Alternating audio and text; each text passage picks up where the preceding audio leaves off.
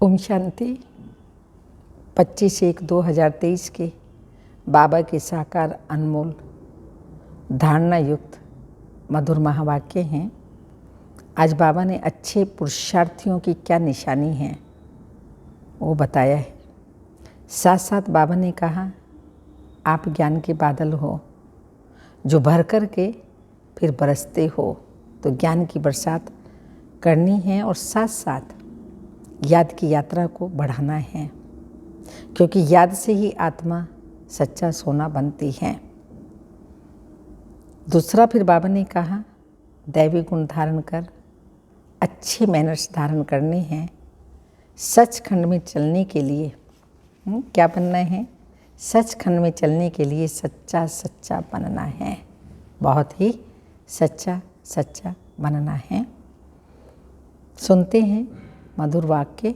मीठे बच्चे, बाप को याद करने की खूब मेहनत करो, क्योंकि तुम्हें सच्चा सोना बनना है। क्वेश्चन है, अच्छे पुरुषार्थियों की निशानी क्या होगी? आंसर, जो अच्छे पुरुषार्थी होंगे वह कदम कदम श्रीमत पर चलेंगे। सदा श्रीमत पर चलने वाले ही ऊंच पद पाते हैं। बाबा बच्चों को सदा श्रीमत पर चलने के लिए क्यों कहता है? क्यों कहता है? रोज रोज बाबा कहते हैं, बच्चे मेरी श्रीमत पर चलो, मेरी श्रीमत पर चलो। क्यों? क्योंकि वही एक सच्चा माशूक है। बाकी सब उनके आशिक हैं। माशूक है तो आशिकों को बाप कहता है, बाप बन कर के कहता है, मेरी श्रीमत पर चलो। ओम शांति। ओम शांति का अर्थ तो नए व पुराने बच्चों ने समझा। आत्मा शांत स्वरूप है, शांति आत्मा का स्वधर्म है। तो बाबा ने के अर्थ समझा ना। ओम अर्थात मैं आत्मा शांत स्वरूप हूँ। तुम बच्चे जान गए हो कि हम सभी आत्माएं परम पिता परमात्मा की संतान हैं। परमात्मा है ऊंचे ते ऊंच और बहुत प्यारे ते प्यारा। माशूक सभी का। बच्चों को ज्ञान और भक्ति का राज तो समझाया है। ज्ञान माना दिन, सत्युग त्रेता, भक्ति माना रात, द्वापर और कलयुग। भारत की ही बात है, और धर्मों से तुम्हारा जास्ती कनेक्शन नहीं है। 84 जन्म भी तुम ही भोगते हो। पहले भी तुम भारतवासी आए थे। 84 जन्मों का चक्र तुम भारतवासियों के लिए ही है, ऐसे और कोई नहीं कहेंगे।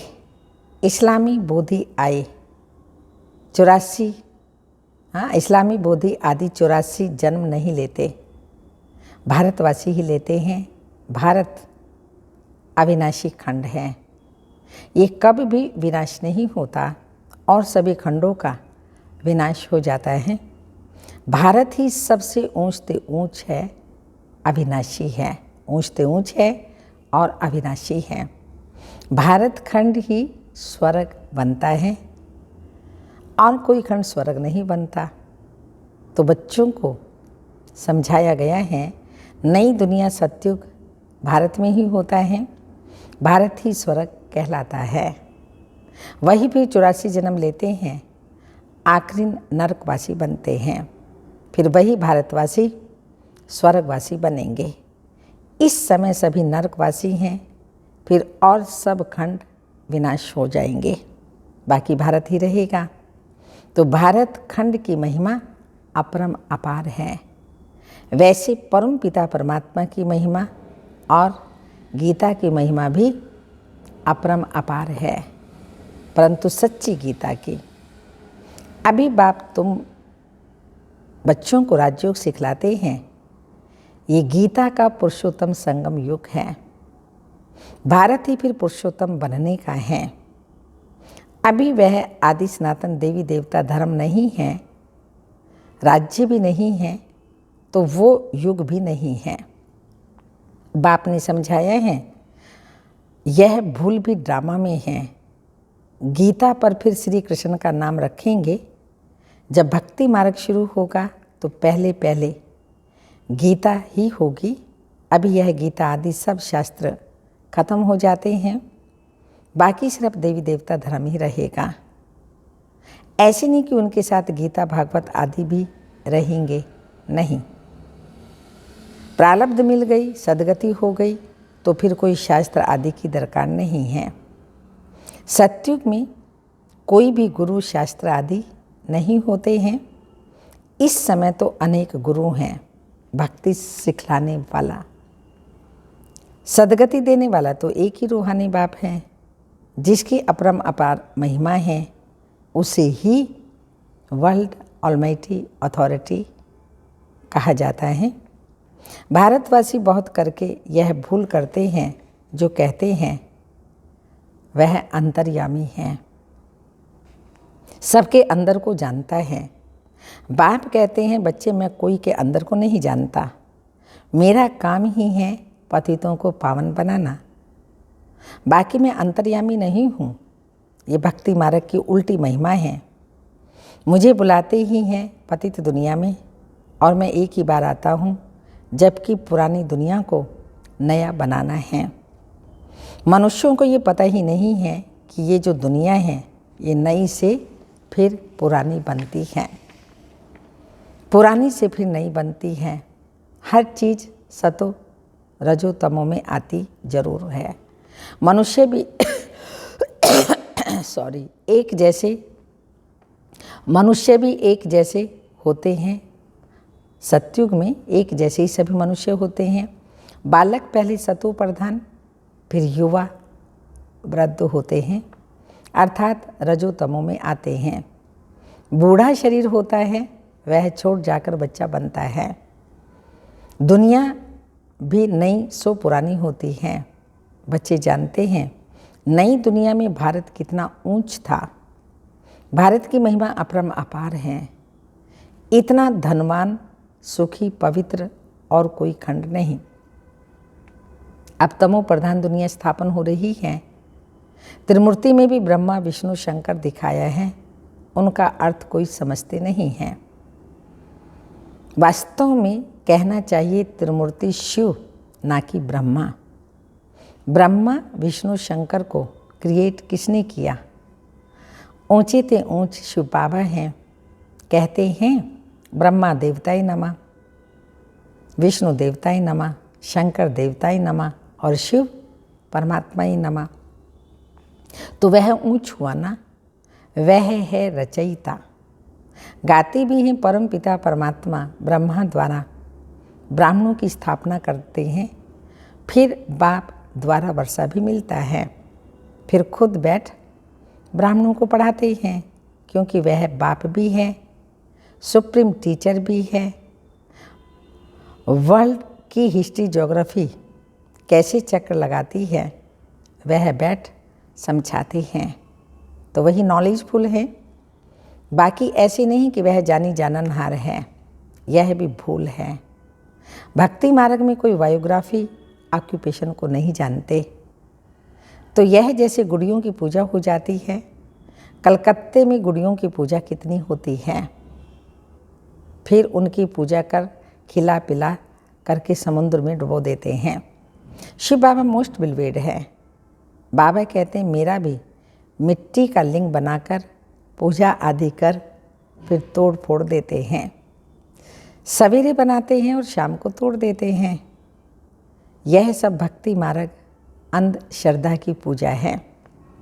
मनुष्य गाते भी हैं आपे ही पूज्य आपे ही पुजारी। बाप कहते हैं मैं तो सदैव पूज्य हूँ, मैं तो आकर सिर्फ पतितों को पावन बनाता हूँ, 21 जन्मों के लिए राज्य भाग्य देता हूँ। भक्ति में है अल्पकाल का सुख, जिसको सन्यासी लोग कागविष्ठा के समान सुख कहते हैं। सन्यासी घर बार छोड़ देते हैं, वह है हद का सन्यास, हठ योगी है ना। भगवान को तो जानते ही नहीं हैं, ब्रह्म को याद करते हैं।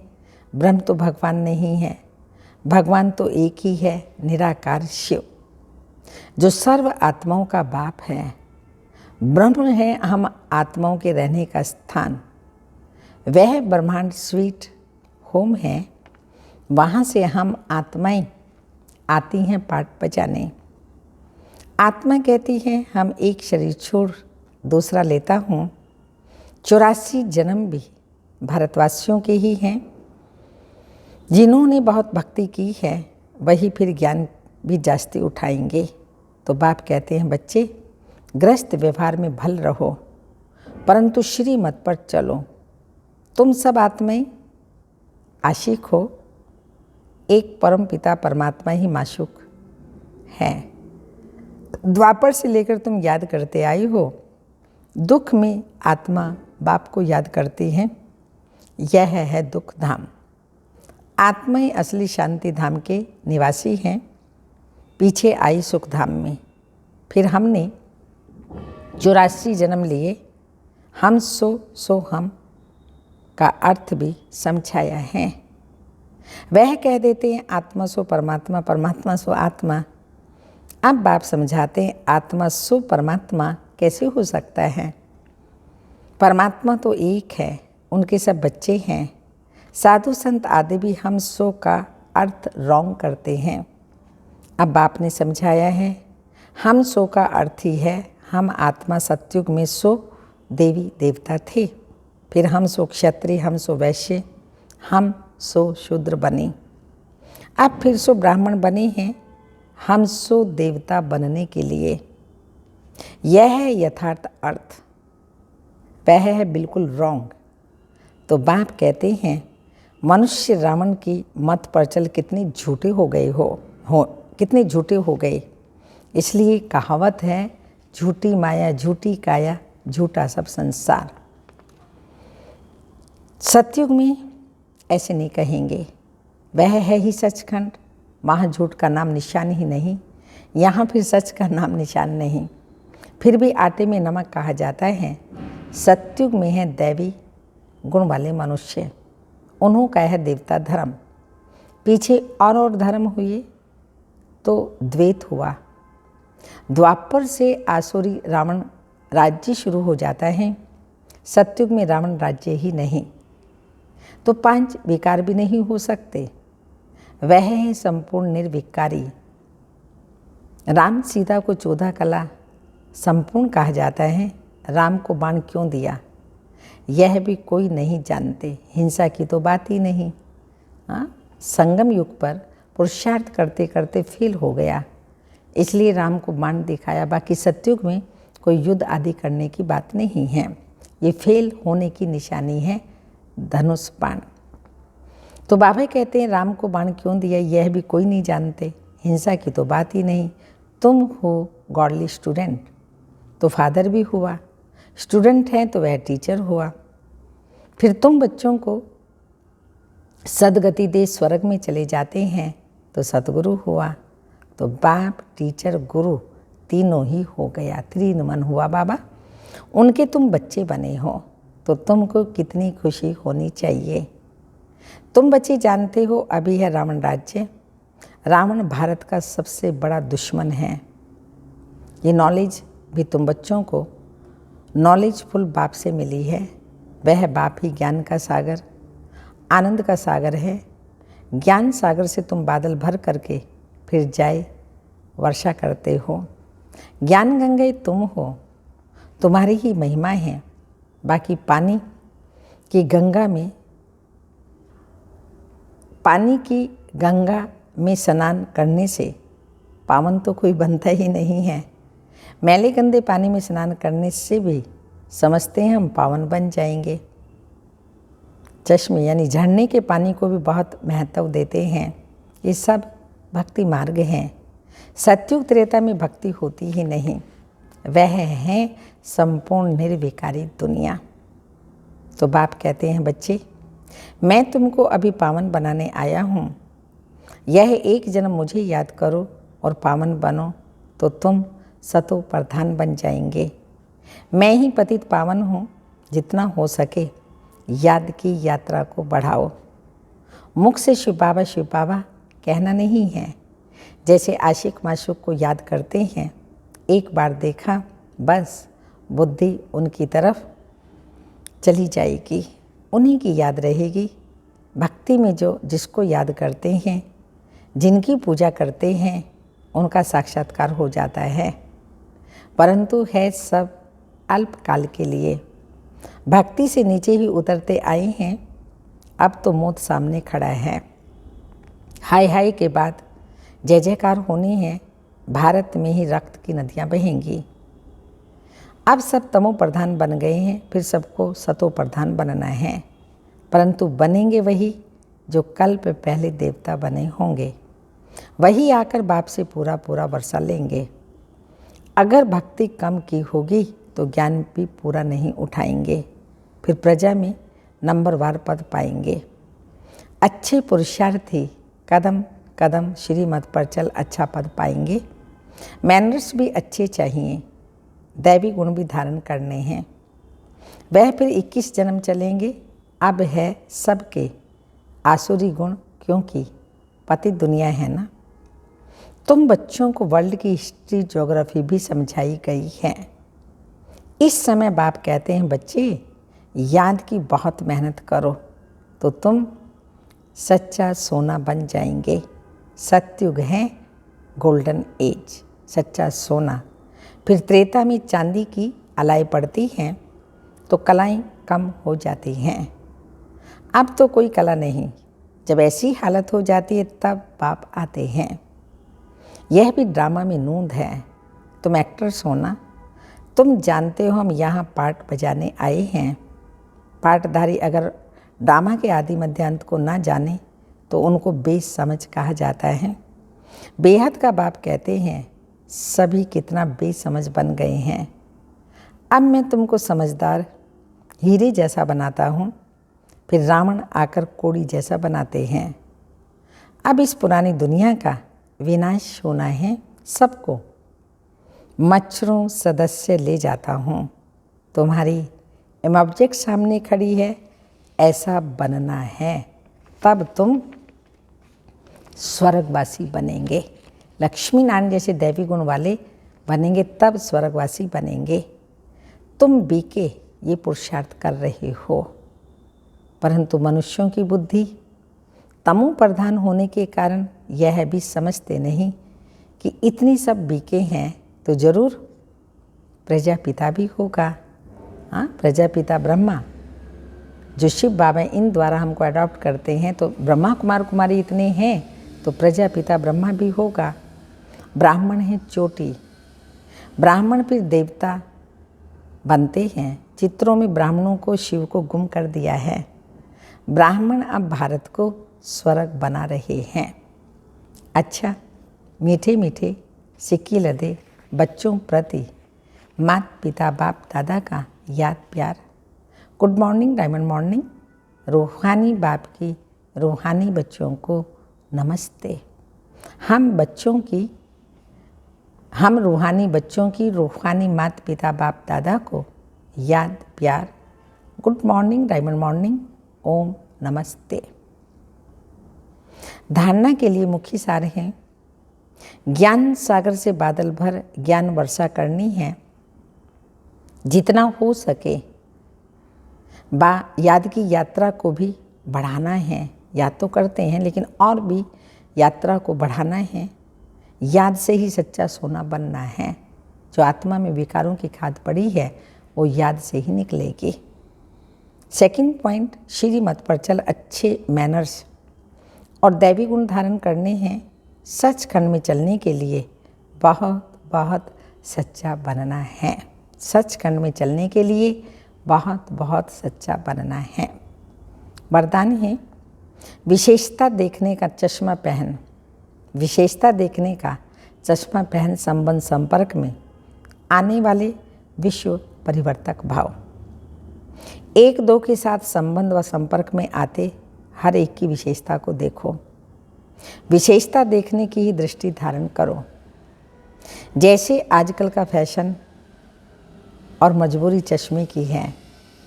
विशेषता देखने वाला चश्मा पहनो, दूसरा कुछ दिखाई ना दे। जैसे लाल चश्मा पहन लो तो भी हरा भी लाल दिखाई देता है। तो विशेषता के चश्मे द्वारा कीचड़ को न देख कमल को देखने से विश्व परिवर्तन को विश्व परिवर्तन के विशेष कार्य के निमित्त बन जाएंगे। विशेषता के चश्मे द्वारा कीचड़ को न देख कमल को देखने से विश्व परिवर्तन के विशेष कार्य के निमित्त बन जाएंगे। स्लोगन: परचिंतन और परदर्शन की धूल से सदा दूर रहो तो बेदाग अमूल्य हीरा बन जाएंगे। परचिंतन और परदर्शन की धूल से सदा दूर रहो तो बेदाग हीरा बन जाएंगे। अव्यक्त इशारा है मन की एकाग्रता ही एक रस स्थिति का अनुभव कराएगी। एकाग्रता की शक्ति द्वारा अव्यक्त फरिश्ता स्थिति का सहज अनुभव कर सकेंगे। एकाग्रता की शक्ति मालिकपन की शक्ति सहज निर्विघ्न बना देगी।